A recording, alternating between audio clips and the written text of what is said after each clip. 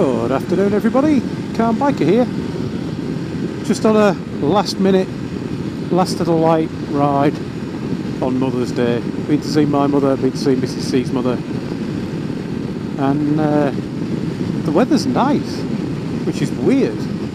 I don't remember it being nice for a while now.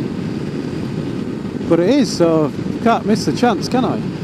Roads are still a bit damp, but nothing that's any more than psychologically damp, if you know what I mean. The kind of damp that makes you think twice about tipping it right in, but actually probably doesn't really make much difference.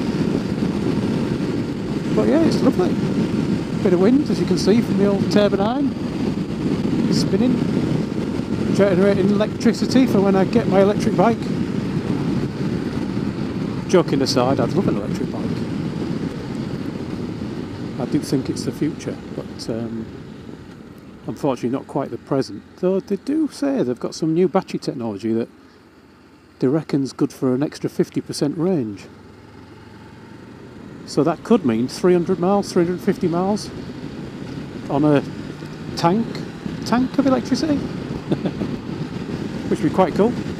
Anyway, I'm just talking rubbish, to be honest. Kind of Tower of Babel territory really, I suppose, because I'm actually out just to test my new microphone setup. Getting really fed up with the sound quality, and I'm trying to improve it. So if you even are listening to this, that means my new setup is at least as good as the old one, but I'm hoping it's better. If it's worse, it's coming out and I'll never upload this, so you won't know. And I'll just be talking to myself, as usual. But I've got an interesting new setup that I'm trying. I was reading a comment by somebody who says he's a sound engineer of many years, who was talking about why you get lots of wind noise and why sticking a dead cat on your microphone or a bit of fluff or whatever you want to put on really isn't going to help when you're trying to get a microphone working at 65 miles an hour inside a helmet. And in amongst the comments to it was buried this idea, I think from the original poster, that you might be able to get away with burying your microphone not inside fluff or fur or dead cat or sponge or whatever, but within a rubber ball.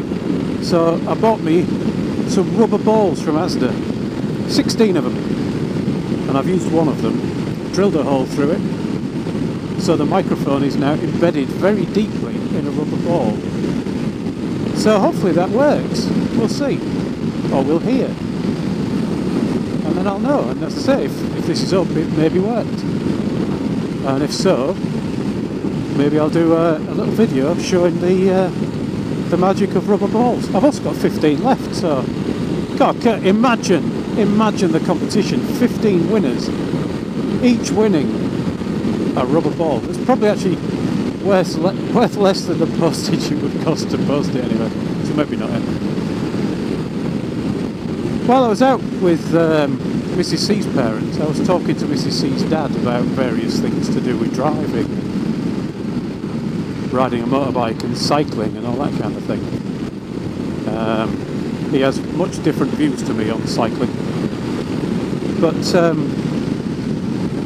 it's quite interesting. We were talking at the end about people using mobile phones in the cars still, and it turns out that depending on which newspaper article you read, or which website article you read, somewhere between 3/5 and 2/3 of people admit to still using the mobile phone while they're driving, either for making calls, for texting, social media, whatever it might be. Still use it even now that it's now a £200 fine and 6 points potentially on your licence if you get caught. Therein lies the problem actually, is that it's so rare that you see police. You know, the chances of getting caught for using your mobile phone are next to nothing. Now he was saying that he thought it should be a £1,000 fine, and apparently if you got a caught it can be, and yet people still don't care. It's just not getting through to people. I suggested that the best bet would just be to take the car off them. I think that then hurts everybody kind of evenly. if you've got an old banger, because that's all you can afford, it's really going to hurt you to lose your old banger. But if your car is worth £500 and they give out a £500 fine, that really hurts the person with a £500 car. My boss allegedly is worth billions. £500 to him, not suggesting for any minute that he would be using a mobile phone in his car, but it's pointless. That's a big pothole right in the middle of that bend. £500 to him is pocket change. It'd be like giving me a 10p fine. Actually, probably like giving me a 1p fine. You just pay it and move on. But taking his car off him, if he's got a £100,000 Mercedes or something, you took that off him. Even a man of his well-means, he's going to be somewhat hurt by losing that, isn't he? What do you think? Be interested to know what you think in the comments. You think a suitable punishment for mobile phone usage is, or are you one of the 60 to 66% of people who carry on doing it anyway and don't care? I suspect that demographic is somewhat different in my viewers, because I would imagine most of you are bikey people who don't really appreciate people crossing over into their side of the road because they're too busy texting to be looking out the window. I'd be interested to hear what you think. I do love this road. Shame they seem to be filling it with potholes nowadays. While I was at my parents' for Mother's Day, we were talking about speed. My brother used to be a scooterist.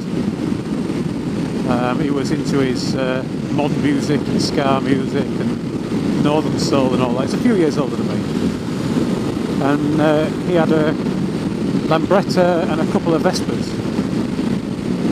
And I've been trying to get him to have a go on the back of his Z1000. So, tongue in cheek, so he can find out what a real motorbike feels like. I remember being about probably 13 or 14 and having a go on the back of his Vespa and being terrified, because to me transport was either backseat of my dad's car or my bicycle, my little mountain bike. So going on the back of his Vespa and just up and down the 10-foot was it was quite a thing really, and you only got to hold on by this little leather strap over the seat. But he doesn't fancy a go on the back of the Z1000. But we're talking about speed and the bike safe course and what the police said about speed. This idea that if there's a speed limit with a number on, then you should stick to it. But if there's a national speed limit, they're not too fussed about you going a little bit faster. I was trying to convince my dad of the law that we all know. Well, I assume we all know that the law for biker speed. Everybody knows, don't they, that the law for bikers is 20% more than whatever's posted on the number. So it's 36 in a 30, 48 in a... No? Okay. Just wondered if you knew. I'm sure that's true. Wouldn't it be weird if after 5 years of, well, into the 5th year anyway, after 4 and a bit years of doing this motovlogging lark, that I found out that the best way to set up a microphone was to bury it inside a rubber ball. There is a logic to it. The logic is that your dead cats, your sponges, all that kind of thing, they're designed to take out a little bit of light breeze, maybe a bit of breath over a microphone. They're not designed to take out a 65 miles per hour wind. And the problem I think I have is that the wind comes up underneath my chin. I've got a bit of a chin curtain, but it's not kind of tight to my neck. But I think the wind comes up there and whips past the end of the microphone. So the idea of the rubber ball, if you imagine a standard rubber ball, they're about so big, aren't they? About an inch across or something, maybe a bit bigger. So what I've done, I've used a drill. I started with a screw and just kind of ran a screw through it, but I just split it. So I took a drill, just a drill bit, and by hand slowly wound it through the ball. But I didn't go right through with the whole drill, so it's got a hole the size of the microphone at the back, but a much smaller hole at the bit that's pointing towards me. And then I cut a little notch out the back and bent the wire around and just put a bit of hot glue in to hold it, to hold the wire so it's not bouncing about so that it doesn't get squished. And that means I can point the microphone directly at my mouth. And it's to one side of my mouth so that I'm not breathing onto it, hopefully. But the microphone's only halfway through the ball, so hopefully any wind rushing off the top of the ball won't be able to get into that very small hole.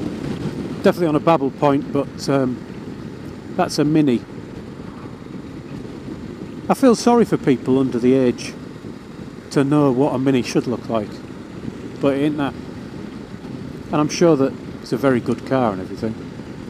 Cooper S. I've actually driven a race prepared Cooper, Mini Cooper something or other, whatever the fastest one is. I've driven one round a racetrack. Mrs. C bought me a track day and I had a tootle round in a race prepared Mini with all the seats taken out and just a roll cage put in. And it was hilarious fun. But it wasn't the true Mini experience. That feeling that between you and the road is not much more than a piece of paper. You know, such thin tin. And tiny, tiny little cars the Mini should be. These things are huge.